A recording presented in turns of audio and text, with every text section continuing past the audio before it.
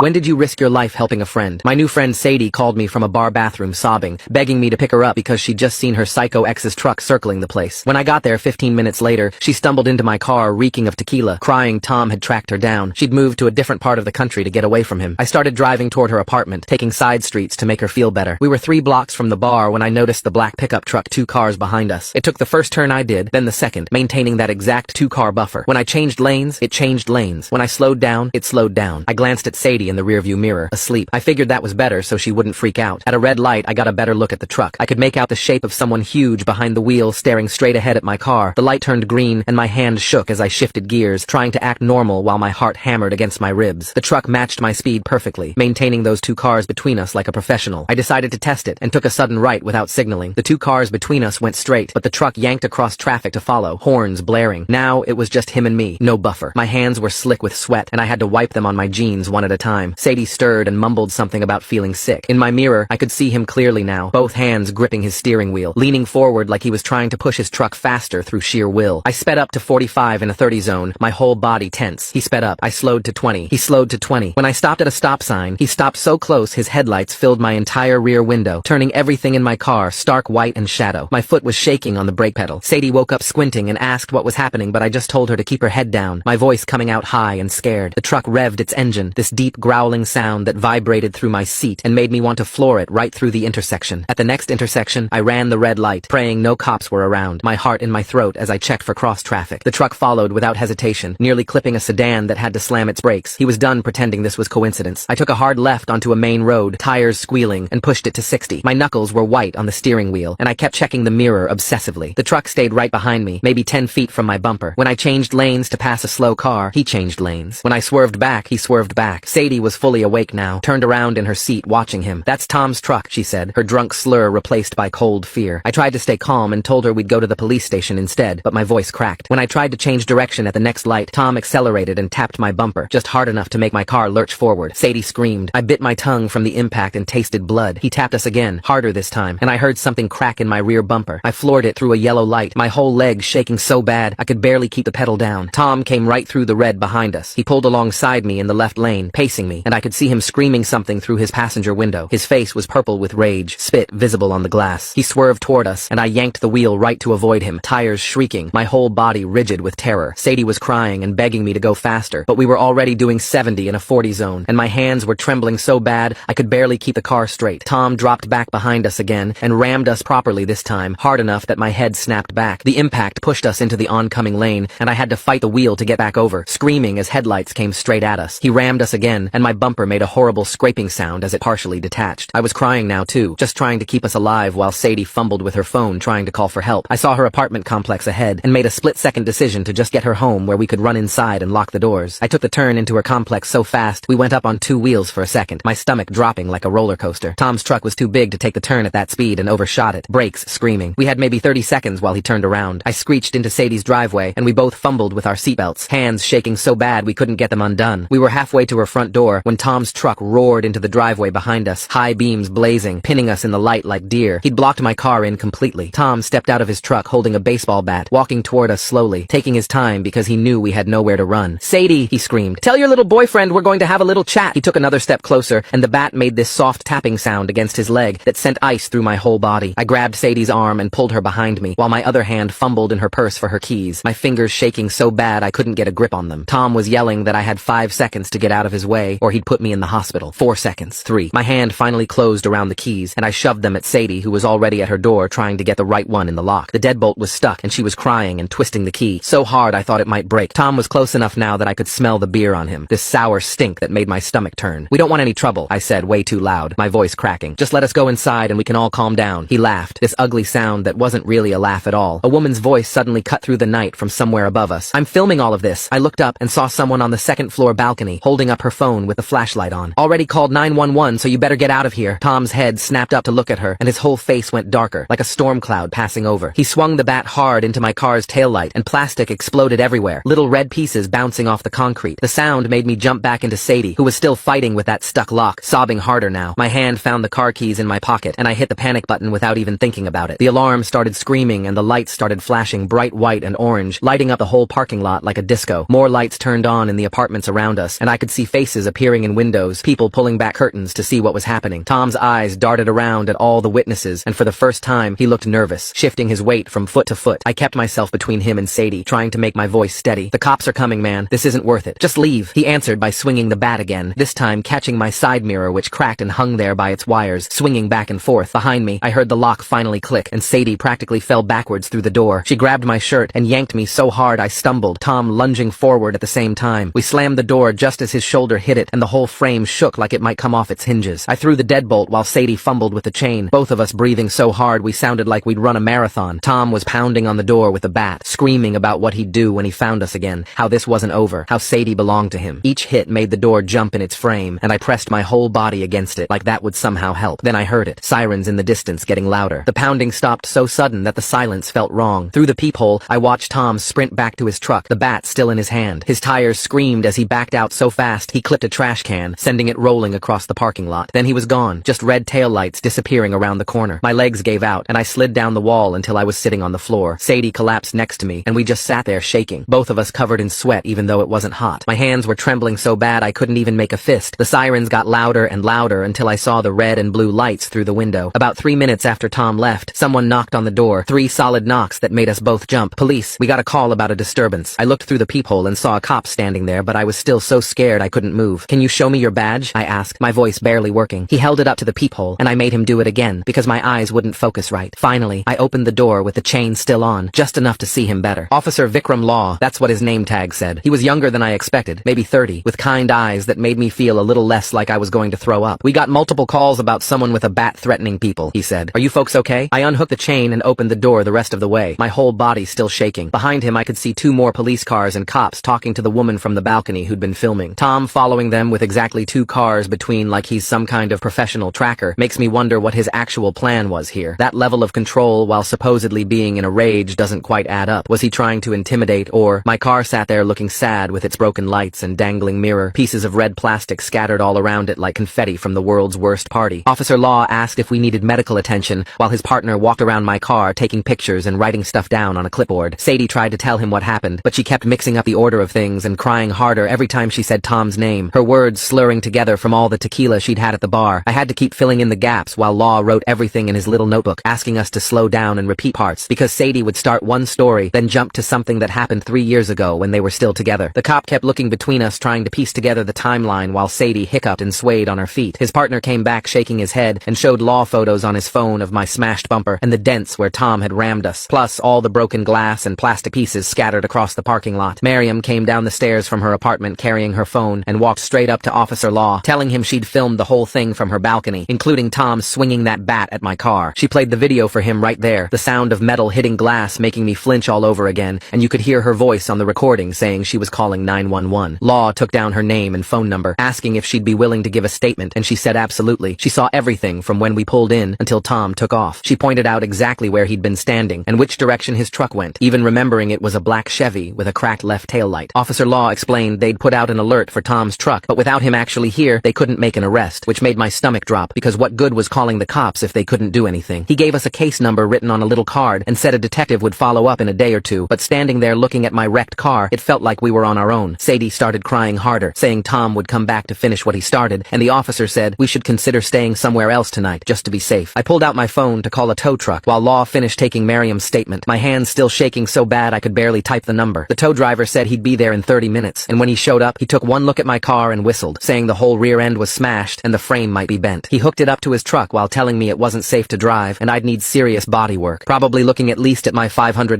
deductible, which I definitely didn't have sitting in my bank account. Miriam went back upstairs and came down with a bag of frozen peas for my neck, which was killing me from when Tom rammed us, and my head snapped back. She also had a first aid kit with gauze for my tongue, which was still bleeding from where I'd bitten it during the impact, and when I spit into a tissue, it came out pink. The cops left after giving us more cards with victim services numbers and telling us to call if Tom showed up again, their cars pulling away and leaving us standing in the parking lot at 2 in the morning. Sadie turned on me suddenly, saying this was my fault for bringing her here instead of driving straight to the police station like she'd wanted. I snapped back that she could have mentioned her psycho ex was in town before I picked her up, and we went back and forth getting louder until Miriam stepped between us. We both stopped and looked at each other, realizing we were just scared and taking it out on the wrong person, and Sadie grabbed my hand, squeezing it while we both said sorry at the same time. Miriam said we should document our injuries for the police report and offered to drive us to the urgent care place that was open all night. We piled into her Honda, me in the back holding the bag of peas against my neck, while Sadie sat up front still sniffling. The urgent care waiting room had that gross hospital smell and fluorescent lights that made everything look green. The nurse called us back one at a time, taking photos of the bruising already showing up purple on my neck and writing notes about my swollen tongue. She gave me papers about concussion symptoms to watch for and said I was lucky it wasn't worse, which didn't make me feel very lucky at all. Sadie got checked too, the nurse documenting some bruises on her arms from when she'd braced herself during the chase, plus checking her blood alcohol level for the report. We finally got back to Sadie's apartment around 4:30 in the morning, Miriam saying to call if we needed anything before heading back upstairs. I crashed on Sadie's couch, still wearing my clothes from earlier, too tired to even take my shoes off. My phone buzzed with a voicemail notification, and when I played it, there was just heavy breathing and the sound of an engine revving over and over, making my whole body go cold because I knew it was Tom, and somehow he'd gotten my number. I deleted it immediately but couldn't fall back asleep, just lying there staring at the ceiling and jumping at every sound outside. Officer Law called around 9 the next morning, asking how we were doing and giving us information about getting a protective order from the courthouse. He gave me another number for someone named Priya Lockhart, who he said was a domestic violence advocate who could help us navigate all the legal stuff. When I told Sadie about it, she shook her head, saying she was too embarrassed and this whole mess was her fault for dating Tom in the first place. She kept saying she should have known better and she didn't want some stranger judging her for staying with him as long as she did. Miriam knocked on the door around noon with sandwiches, and when Sadie repeated what she'd said about being embarrassed, Miriam sat down next to her on the couch. She told Sadie that shame is what keeps people trapped in bad situations and there's no judgment in asking for help when you need it. That the only person who should be embarrassed is Tom for being such a piece of garbage. The next morning I had to call my supervisor and tell her I'd be late, and when she asked why I just said I had a personal emergency, she wasn't happy and reminded me I'd already used my sick days this month, but I couldn't exactly explain that I'd spent the night dealing with a stalker situation. When I finally got to work around 10, everyone kept looking at me weird, probably because I looked like hell from not sleeping. I jumped when someone walked behind my desk to get to the printer, and my hands were shaking so bad I could barely type. My coworker asked if I was okay, and I just nodded and tried to focus on my computer screen, but I kept checking my phone every 5 minutes to make sure Sadie was all right. That afternoon, we drove to the domestic violence center to meet with Priya, who turned out to be this calm woman in her 40s who'd clearly done this 1,000 times. She sat us down in a small office with posters about safety planning on the walls and walked us through everything step by step. She told us to vary our routines, never take the same route twice, check under our cars before getting in, keep our phones charged at all times, and have 3 different people we could call if something happened. She gave us these little cards with emergency numbers and showed Sadie how to set up her phone so she could call 911 with just one button. Priya also helped us think through safe places we could go if Tom showed up, like stores with security cameras or the police station, and she made us practice what we'd say to 911 to get the fastest response. The next day, we went to the courthouse to file for a temporary protective order, which meant sitting in a waiting room for 2 hours before someone called us back. The clerk gave us this huge stack of papers to fill out, asking for every detail about what Tom had done, when he'd done it, and who witnessed it. Sadie had to write out everything that happened, starting from when they were together and he'd hit her, all the way through the car chase, and by the time she finished writing her statement, her hand was cramping and she was crying again. We had to list Tom's full name, address, workplace, car make and model, and any weapons he might have, which made Sadie remember he had a gun collection at his place. After another hour of waiting, we finally got called in to see the judge, who was this older guy who barely looked up from the papers while Sadie explained why she needed protection. The judge signed the order and told us it would be good for 2 weeks, but then he dropped the bomb that it wasn't valid until Tom was actually served with the papers. He explained that someone from the sheriff's office would have to physically hand Tom the documents, and until that happened, the order meant nothing. We asked how long that would take, and the clerk just shrugged and said it depended on whether they could find him. 3 days went by, and we kept calling the sheriff's office to check if they'd served Tom yet, but every time they said they couldn't find him at his last known address or his workplace. The process server told us Tom's apartment manager said he hadn't been there in days, and his boss at the construction site said he hadn't shown up to work all week. They told us to stay alert and call 911 if we saw him, but I wanted to scream at them that the whole point was to keep him away from us, not wait until he showed up again. On the 4th night, I was making dinner when my phone buzzed with a text from Miriam saying she'd just seen a black truck circle our parking lot twice real slow. My stomach dropped, and I ran to the window but couldn't see anything, so I called 911 while Sadie grabbed a knife from the kitchen drawer. Getting served protection papers sounds harder than getting served at a fancy restaurant. Tom's playing hide and seek while these two are stuck playing sitting ducks with kitchen knives. The dispatcher said they'd send someone to check it out, but by the time the cops showed up 20 minutes later, there was no sign of any truck. The officer said without plates or proof it was Tom, there wasn't much they could do, and I wanted to throw something at him for being so useless. I wasn't sleeping at all by this point, just lying on Sadie's couch with my eyes open, listening to every car that drove by and every footstep in the hallway. Every time the building creaked or someone slammed a door, I'd jump up and check the windows, my heart pounding so hard it hurt. I maybe got 3 hours of sleep a night if I was lucky, and I was running on so much coffee my hands wouldn't stop shaking. Sadie was worse, waking up screaming from nightmares, and then staying up the rest of the night watching the door with a baseball bat in her lap. The insurance adjuster finally came to look at my car, and when he finished his estimate, I almost threw up. Between the deductible and what they wouldn't cover. I was looking at $1,500 out of pocket, plus rental car costs, since mine would be in the shop for at least a week. My credit card was already maxed from buying groceries for both of us, since Sadie was too scared to leave the apartment to go to work, and now I had no idea how I'd pay for the repairs. Then Sadie found Tom's social media and showed me these posts he'd been making. Stuff like, "Some people don't know when they've got a good thing," and "Betrayal always comes back around," with angry face emojis. It was obviously about her, but vague enough that when we showed it to the cops, they said it didn't count as a direct threat. Priya told us to screenshot everything anyway and keep adding it to our file, so we spent an hour going through all his accounts and saving every post that seemed even slightly threatening. By the end of the week, my supervisor pulled me into her office and shut the door, which is never a good sign. She said my performance had been slipping. I'd been late 3 times, and other people had noticed I seemed distracted and jumpy. She gave me an official warning and said if things didn't improve, we'd have to discuss my future at the company. Then she mentioned the employee assistance program had free counseling sessions, sliding the brochure across her desk with this look that said she knew something was seriously wrong with me. I took the brochure and left her office with my hands shaking, knowing she was right about everything being wrong with me. That night, I showed Sadie the brochure while we sat on her couch eating takeout Chinese food. She was picking at her lo mein and said the protective order hearing was next week and she wasn't sure she could do it. Her hands kept moving, folding and unfolding the paper napkin over and over while she talked about how testifying might make Tom even madder. I put my hand on hers to stop the napkin folding and told her whatever she decided was okay with me. She deserved to feel safe no matter what that looked like for her. The week passed in a blur of work and watching Sadie pace around the apartment, changing her mind every few hours. The morning of the hearing, we got to the courthouse early and sat on the hard wooden benches outside the courtroom. Priya showed up with a thick folder of papers and sat next to us going over what would happen. We waited for 2 hours watching other cases go in and out of the courtroom doors. Tom never showed up, and neither did anyone who looked like they might be his lawyer. Finally, a woman in a suit came out asking for Sadie's case number and told Priya that Tom's lawyer had filed for a continuance. She said they claimed they weren't properly notified, even though Priya had all the paperwork showing they were. The judge came out for 30 seconds to extend the temporary order, but said we had to come back in 2 weeks. Walking back to the car felt like we'd run a marathon for nothing and had to start all over again. The next week was quiet, but the quiet was almost worse than when things were happening. Every black truck I saw on the road made my heart pound, and I'd have to check the license plate. Sadie wouldn't leave the apartment unless she absolutely had to, and even then, only with me. She quit going to work and started calling in sick every day until they fired her over the phone. I'd catch her standing at the window with the curtain pulled back just a tiny bit, watching the parking lot. At night, she'd wake up at every sound, and I'd find her checking the door locks again. Priya came over one afternoon with paperwork for a transitional housing program that would move Sadie somewhere safe. The address would be confidential, and Tom wouldn't be able to find it, even if he tried looking. But it meant Sadie would have to leave everything behind, including her job and all her friends here. She'd get a small apartment in another city and help finding a new job, but it would take time. Sadie filled out the forms slowly, like each answer hurt to write down on the page. I finally called the number on the employee assistance brochure and made an appointment with a therapist for the following week. Admitting I needed help felt like giving up, but I couldn't keep jumping at shadows and checking my mirrors constantly. The intake appointment was in a small office building downtown, and I had to fill out 20 pages of forms. The therapist was an older woman who listened while I talked about everything that had happened with Tom. She said what I was feeling was normal after trauma, and we'd work on coping strategies together over time. 3 days later, Priya called with news that Tom had finally been served with the protective order papers. They'd found him at his mother's house in another state, and a sheriff's deputy had handed him the papers personally. The order was now enforceable, which meant he had to stay 500 feet away from Sadie at all times, but that only helped if we saw him coming from far enough away to do something about it. Sadie got approved for the transitional housing program, but wouldn't be able to move in for another month. We started packing her things into boxes a little at a time, being careful about when we went to the storage unit. We'd leave at different times each day and take different routes, so nobody could track our pattern. I'd watch the mirrors the whole time, and Sadie would sit turned around watching behind us constantly. Work was getting better since I'd explained some of what happened to my supervisor without giving her all the details. She moved my desk away from the window and let me take breaks when I needed to calm down. But loud noises still made me jump, and slam sounds from the warehouse made my whole body go tight. I started picking up overtime shifts when I could to help pay for everything that had piled up lately. Then we got a letter from Tom's lawyer saying he was entering anger management and wanted the protective order dropped. The letter talked about how he was getting help and just wanted to move on with his life peacefully. Priya said this was typical manipulation and we shouldn't respond or even acknowledge we'd gotten the letter at all. But it made Sadie start second-guessing everything and wondering if maybe he really was trying to change this time. She'd stare at the letter for hours, like the words might change if she looked long enough. My car was finally done at the shop after weeks of waiting for parts to come in for the bumper. The bill was huge, even with insurance covering most of it, and I had to put the deductible on my credit card. Between that and the rental car costs, I was behind on my electric bill and phone bill already. The overtime helped, but being exhausted all the time made the anxiety worse, and I'd lose track of conversations. I'd be at work trying to focus on spreadsheets, but my mind would drift to checking exits and windows constantly. 2 weeks later, I got another court summons and had to take more time off work for the hearing. The courtroom was smaller this time, with just me and Sadie and our lawyer on one side, while Tom appeared on a TV screen from wherever he'd run off to. He wore a button-up shirt shirt and kept his hands folded like he was at church, telling the judge he was getting help and wouldn't contact Sadie anymore. The judge extended the protective order for a year, but said it would be harder to enforce with him in another state. After the hearing, Miriam from our building called a safety meeting in the lobby, and about 20 neighbors showed up with coffee and cookies. People I'd never talked to before were sharing how they'd installed doorbell cameras and motion lights after what happened. One older guy said he'd started checking the parking lot at night, and another woman offered to walk with anyone who felt unsafe. It was nice knowing people were looking out for each other, even if it came from something terrible. A month passed, and Sadie's move-out date finally came around. I helped her pack the last boxes while we both tried not to cry about her leaving. She taped up boxes of kitchen stuff and clothes while I wrapped her pictures in newspaper. We didn't talk much, but kept bumping into each other and hugging. She was scared, but also relieved to go somewhere Tom couldn't find her. We set up a secure messaging app on our phones and promised to stay in touch. The moving truck pulled away, and I stood in her empty apartment for a while before locking up and giving the keys to the manager. I moved back to my own place that weekend, but kept checking my locks over and over before bed. The therapist said being super aware of everything was normal after trauma and gave me breathing exercises to try. We worked on coping strategies every week, but progress was slow, and some days I'd still jump at normal sounds. My coworkers stopped asking if I was okay, which helped me focus better on actually doing my job. 6 weeks after Sadie left, I got a text from her saying she'd settled into her new place and was feeling safer. I wonder if Tom picked another state on purpose to make it harder to enforce the protective order. How did he even know to do that? She'd started a new job at a dental office and was seeing a counselor there too. She sent a picture of her new apartment with plants in the windows and said she was taking things one day at a time. I saved the picture and looked at it whenever I worried about her. 3 months after that night with Tom chasing us, I still tensed up seeing black trucks, but I was functioning better overall. Work was back to normal, and I'd caught up on all the projects I'd fallen behind on. My car was finally fixed with a new bumper and paint job that cost way too much. I was slowly paying down the credit card debt from everything, making extra payments when I could. The rental car bill alone had been crazy, and the therapy co-pays added up fast, but at least I could drive without checking my mirrors every 5 seconds now. Then Priya called one afternoon while I was grocery shopping to check in on how I was doing. She mentioned Tom had violated the protective order by calling Sadie's mom trying to find out where she'd moved. There was now a warrant out for his arrest, which gave me some comfort even though they hadn't caught him yet. She said these guys usually mess up eventually and get caught, but to stay alert just in case. I thanked her and hung up feeling both better and worse at the same time. Standing there in the cereal aisle, I realized I'd probably never feel completely safe the way I did before all this happened. Tom was still out there somewhere doing who knows what, but Sadie was alive and rebuilding her life in a new city with a new job and new friends. Sometimes keeping a friend breathing is the only victory you get, and that has to be enough. Well folks, that's all the time we've got together today. Thanks for letting me question things right alongside you until we run into each other again. Like the video, it helps more than you think.